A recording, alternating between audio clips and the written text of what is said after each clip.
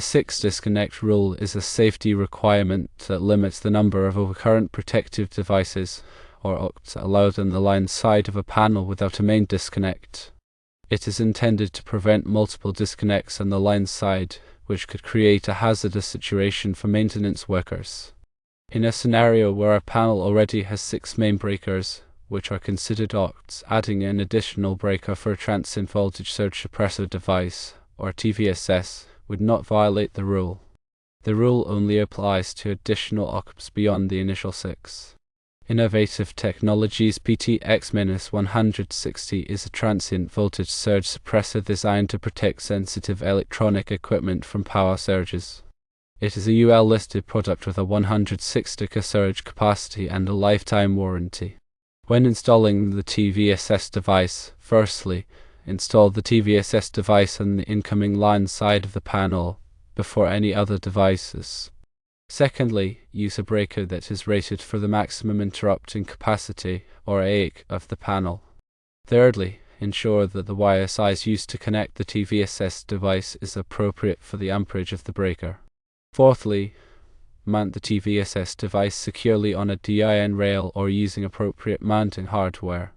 Fifthly, provide adequate ventilation around the TVSS device. The 6 disconnect rule is part of the National Electrical Code, or NEC, specifically Section 230.70. Transient voltage surge suppressor devices are designed to protect against temporary voltage surges and not sustained overloads or short circuits. It is important to have a qualified electrician perform the installation to ensure proper compliance with safety regulations. Considering the amperage of the wire to connect to the transient voltage surge suppressor, or TVSS, consider the following. The ampacity of conductors is determined by several factors, including the conductor material, insulation type, installation method, and ambient temperature. The National Electrical Code, or NEC, provides tables and guidelines for determining the appropriate ampacity of conductors for various applications. The most commonly used table for determining conductor ampacity is NEC Table 310.16, which provides ampacity values for insulated conductors rated up to 2000 volts, 60 degrees Celsius to 90 degrees Celsius, in free air or enclosed in raceway or cable. When selecting a conductor size, it is important to consider the following factors. Firstly, the load current, which is the amount of current that the conductor is expected to carry continuously. The conductor must be sized to handle the load current without overheating. Secondly, the ambient temperature, which is the temperature of the surrounding environment. Higher ambient temperatures reduce the ampacity of conductors. Thirdly, the installation method, which refers to how the conductor is installed. Conductors installed in raceways or cable have a lower ampacity than conductors installed in free air. Fourthly, the voltage drop, which is the reduction in voltage along the length of the conductor. Excessive voltage drop can cause equipment to malfunction. The National Electrical Code, or NEC, recommends limiting voltage drop to 3% for branch circuits and 5% for feeders. To determine the appropriate wire size for transient voltage surge suppressor, or TVSS, you need to know the amperage of the breaker protecting the device. The wire must be sized to handle at least the amperage of the breaker. For example, if the breaker is rated at 20 amps, the wire must be rated for at least 20 amps. Refer to NEC Table 310.16 to determine the appropriate wire size based on the conductor material, insulation type, installation method, and ambient temperature. For example, using NEC Table 310.16 for a single conductor copper THHM wire at 75 degrees Celsius in a raceway, we can find the following ampacities for common wire gauges. A 14 American wire gauge, or AUG, wire is rated for 20 amps. A 12 American wire gauge, or AUG, wire is rated for 25 amps. A 10 American wire gauge, or AUG, wire is rated for 30 amps. An 8 American wire gauge, or AUG, wire is rated for 40 amps. A 6 American wire gauge, or AUG, wire is rated for 55 amps. A 4 American wire gauge, or AUG, wire is rated for 70 amps. Always consult the NEC and local electrical codes for specific requirements and guidance on conductor sizing. In addition to ampacity, it is also important to consider the voltage drop when selecting a wire size. Use a voltage drop calculator or consult the NEC for guidance on calculating voltage drop. If the voltage drop is excessive, you may need to increase the wire size. Here is more information about interrupting capacity. Interrupting capacity, also known as short circuit current rating, is the maximum amount of fault current that a protective device, such as a circuit breaker or fuse, can safely interrupt without failing or causing damage. It is a crucial parameter for electrical safety, ensuring that protective devices can effectively clear short circuits and prevent catastrophic equipment failures, electrical fires, and potential hazards to personnel. The interrupting capacity of a protective device is typically expressed in amps and represents the highest level of current the device can interrupt at its rated voltage.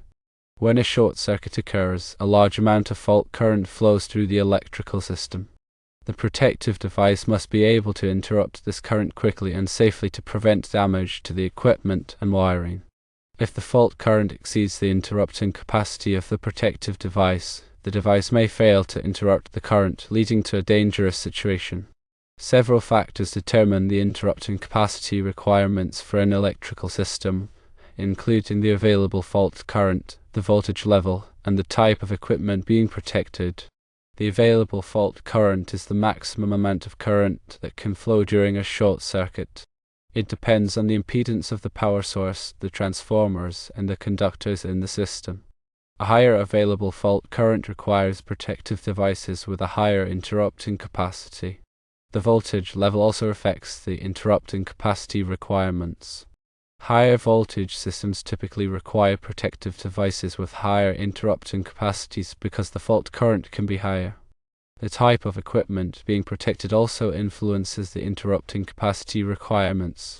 Sensitive electronic equipment, such as computers and medical devices, may require protective devices with higher interrupting capacities to prevent damage from short circuits. To ensure electrical safety, it is essential to select protective devices with an interrupting capacity that is equal to or greater than the available fault current at the point of installation.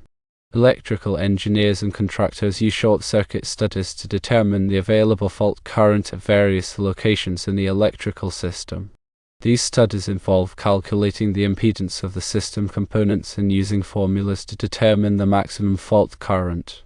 The results of the short-circuit studies are used to select appropriate protective devices with adequate interrupting capacity. Protective devices with insufficient interrupting capacity can be replaced with devices that have a higher interrupting capacity.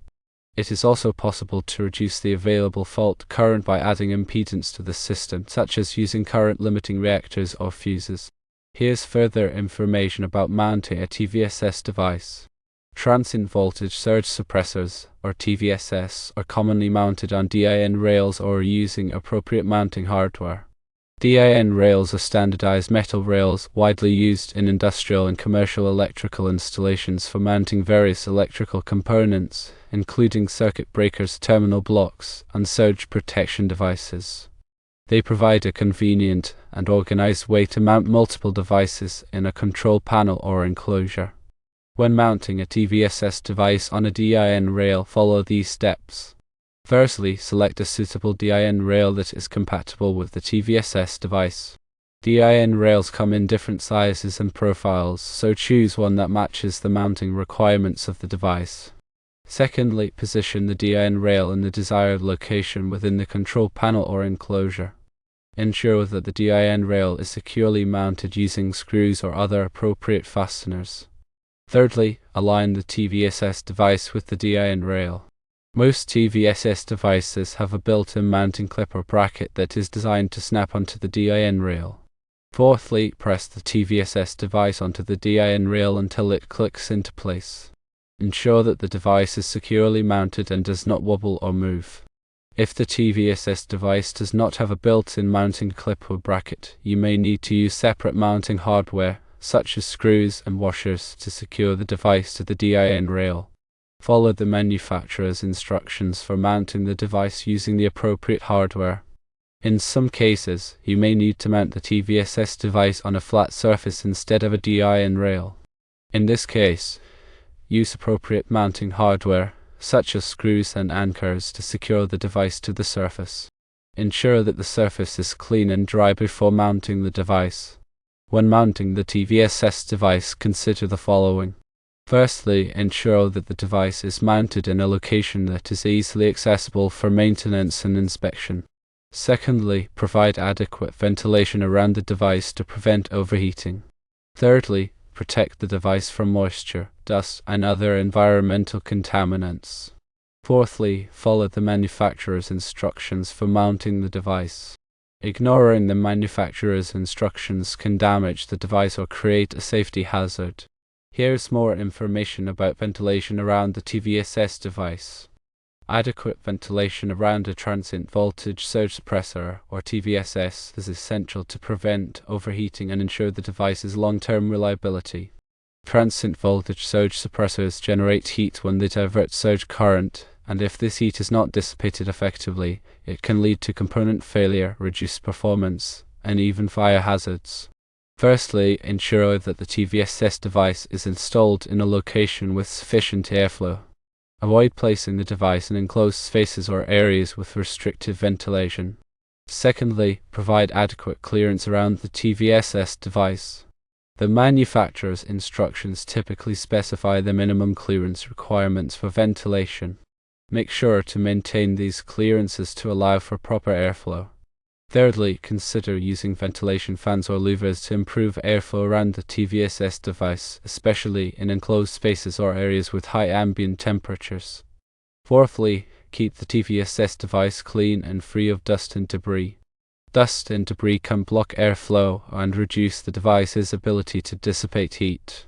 Regularly clean the device with a soft brush or vacuum cleaner. Fifthly, monitor the temperature of the TVSS device. If the device feels excessively hot to the touch, it may indicate a ventilation problem. Check the airflow around the device and take steps to improve ventilation if necessary. In addition to natural ventilation, forced air cooling can also be used to improve ventilation around the TVSS device. Forced air cooling involves using fans or blowers to circulate air around the device. This can be particularly effective in enclosed spaces or areas with high ambient temperatures. When using forced air cooling, make sure that the fans or blowers are properly sized and installed. The fans or blowers should be able to provide sufficient airflow to dissipate the heat generated by the TVSS device. The fans or blowers should also be reliable and durable to ensure long-term performance. Remember that adequate ventilation is crucial for the safe and reliable operation of the TVSS device. Always follow the manufacturer's instructions and consult with a qualified electrician to ensure that the device is properly installed and ventilated. The 6 disconnect rule is a critical safety regulation in electrical installations, designed to prevent hazardous situations that can arise when multiple disconnects are present on the line side of a panel without a main disconnect. This rule, outlined in the National Electrical Code, or NEC, specifically in Section 230.7t, aims to protect maintenance workers and prevent confusion during electrical work. Firstly, the primary purpose of the 6 disconnect rule is to limit the number of overcurrent protective devices, or OCTs, that can serve as the main disconnecting means for a building or structure. The NEC allows a maximum of 6 OCTs to serve as the main disconnects because having more than 6 disconnects can create confusion and increase the risk of accidental energization during maintenance or repairs. Secondly, the rule applies to the line side of a panel without a main disconnect. In such panels, each overcurrent protective device acts as a separate disconnect, and the total number of these devices must not exceed 6. This limitation ensures that workers can quickly and easily de-energize the entire panel by switching off a maximum of 6 breakers or fuses. Thirdly, each overcurrent protective device counts as one disconnect. This includes circuit breakers and fuses that protect individual circuits or feeders. The rule applies to all OCTs that can be used to disconnect the power supply to the panel. Fourthly, the rule does not apply to panels with a main disconnect. If a panel has a single main disconnect that can de-energize the entire panel, the 6 disconnect rule does not apply.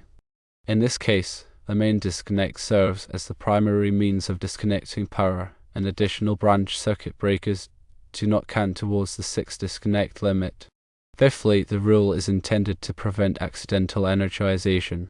With multiple disconnects, there is a higher risk that a worker may inadvertently energize a circuit while performing maintenance or repairs. By limiting the number of disconnects, the rule reduces the likelihood of such accidents. Sixthly, the rule enhances safety for maintenance workers.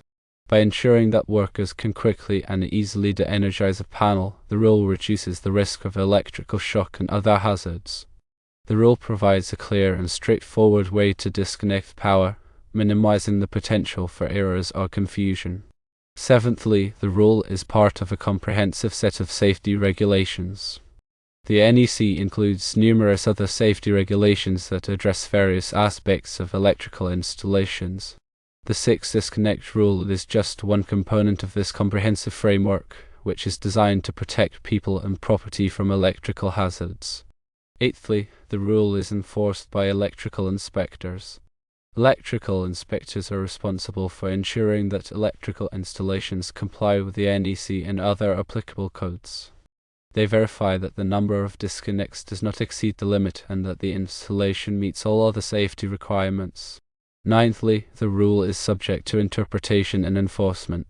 While the rule is generally clear and straightforward, there may be cases where its application is subject to interpretation.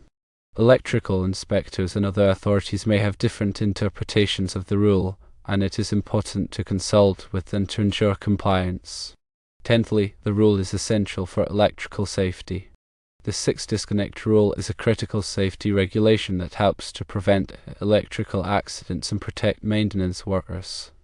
By limiting the number of disconnects, the rule reduces the risk of accidental energization and ensures that workers can safely de-energize electrical panels.